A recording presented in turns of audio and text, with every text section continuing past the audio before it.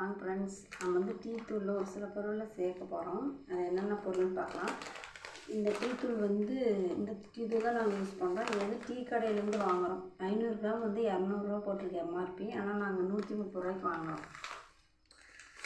Tea கடை தூள் தான் இது. வந்து ஏற்கனவே இதில் பொட்டி ஒரு சில பொருள்லாம் சேர்த்து வச்சுருக்கோம். இப்போ வந்து கொத்தமல்லி 1க்கு 2 அரைச்சிருக்கோம். நீங்கள் வந்து மிக்சியில் கூட வறுத்து போட்டு நல்லா நைஸாக கூட அரைச்சிக்கலாம்.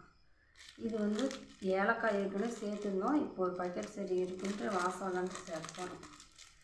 இது வந்து ஆவாரம் பூ ஃப்ரெண்ட்ஸ், நிழலில் காய வச்ச பூ. இது வந்து சர்க்கரை நோய்க்கெலாம் ரொம்ப நல்லது. அதனால் இது நிழல்லே காய வச்சு இதில் சேர்க்க போகிறோம். சேர்த்துட்டு நல்லா கிளறி விட போகிறோம்.